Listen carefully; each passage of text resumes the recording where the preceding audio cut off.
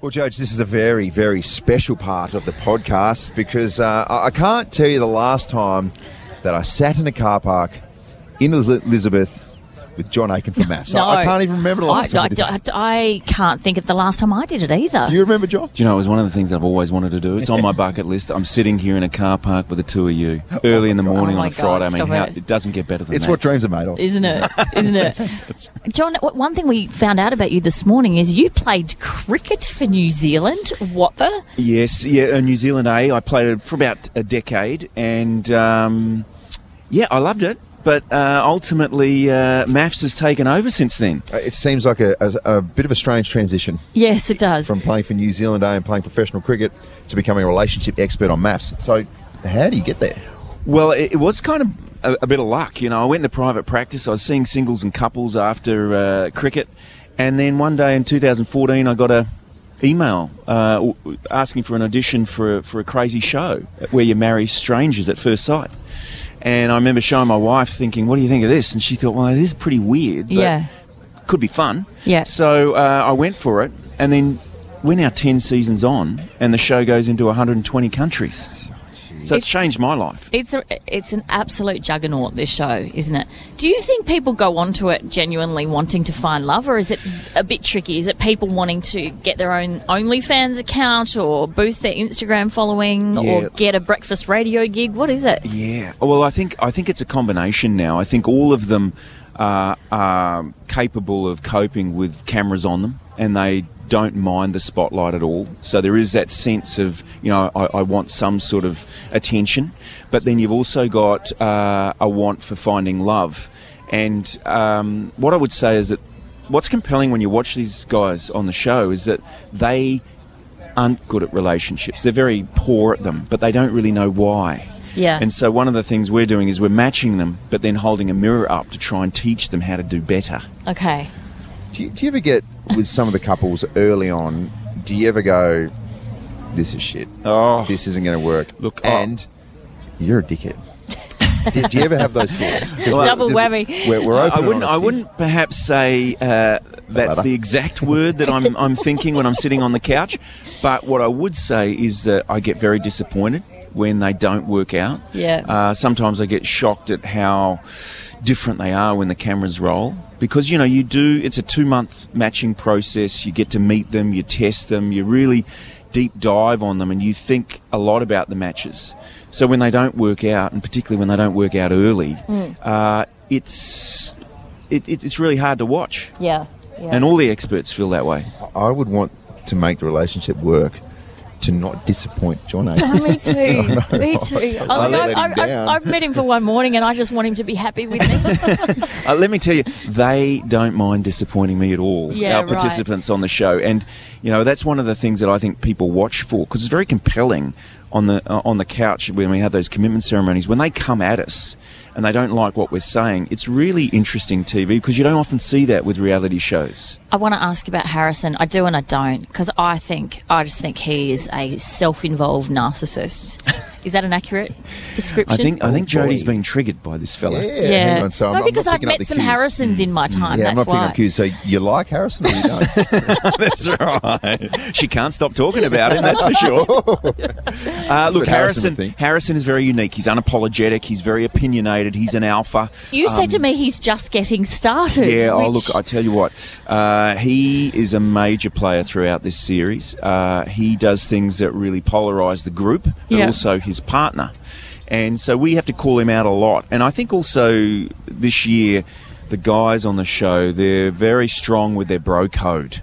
So we have a job to do as experts to really break them down and get them to take some accountability. And frankly, a lot of them don't want to hear it. So, we have to be very direct in the short amount of time that we have on the couch to get through to them. You guys have been doing this for so long. Are you finding a shift in generation with how people deal with feedback from the first season to now? Totally. So now, there's almost, I can see it in their faces. When I'm, the angry guy on the couch, giving them a serve, they are looking at me like, no one's spoken to me like this before. No one's held me accountable or held up a mirror to me. And so I think it takes them a while to get used to it. Some of them simply don't. They just resist. They refuse to listen. Others take it on board and they can change during the experiment. But any bad behaviour, we've got a job to make sure that we're calling it out. Yeah. I mean, I hate narcissism, but let's talk about me for a second. That's a classic segue, isn't it? Isn't it? I want to ask you, breakfast radio, when you've got a duo, it's like a marriage. It's basically like an early morning marriage. You probably see this person more than you see your own partner. Yeah. We've just started out. We've started with a great basis, great friendship.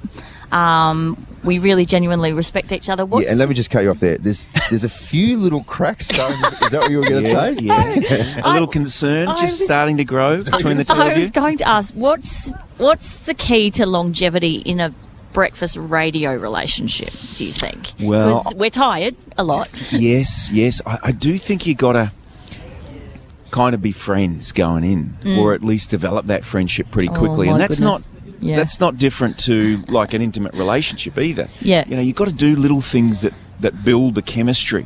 You know, so, catching up outside of work, to debrief, or when one of you texts the other person, you immediately get back to them, or you actually start sharing about your personal life outside of just what you're doing on the radio. Yeah. So all those things sort of act like a little bit of a glue that sticks you together, as opposed to two people that just literally come in with their own egos, they do their part and then they leave. You're not about the egos, you two. You're all about the love. And you've said that since day dot, have you, John?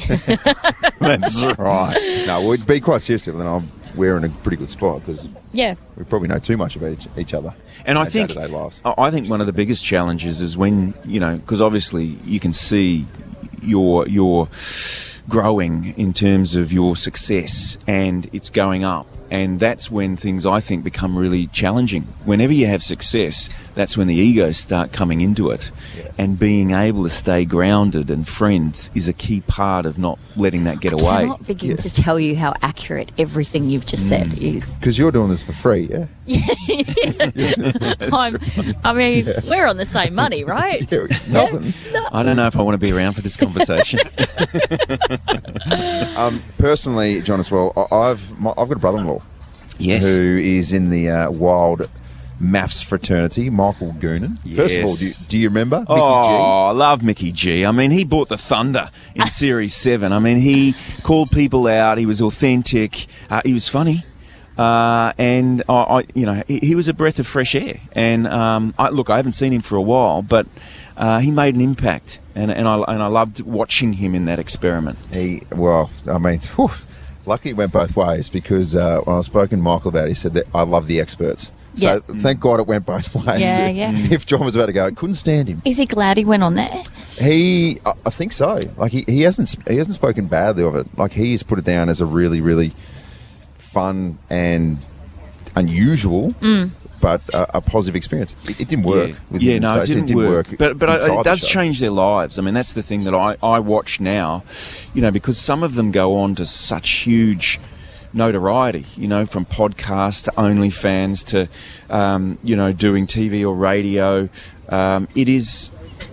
It's a complete overhaul of their life for some of them. Yeah. And it's interesting to watch where they go after that. Yeah, I think he enjoyed it as well, because he didn't have intentions of getting into the media or starting a podcast or anything. He has his own business, and that's all he's known, and that's all he wants to do. Yeah. So this was like, I'll just have a crack at this and see how it goes, and it was a different experience, which I'll remember forever. I mean, I think one of the challenges when we're matching people is they're such big personalities now. Yeah. And because they don't really have a lot of insight into, where they're going wrong with relationships, when they come on the show, it can be very confronting. Yeah. And they may not learn during the show if it doesn't work out, but we're hoping that maybe down the track they think about it and think, well, maybe I'm going to do this differently. Yeah. I'm just trying to work out your pathway, because you managed to get a breakfast radio gig without going on MAFS. Yeah, big brother. Well done.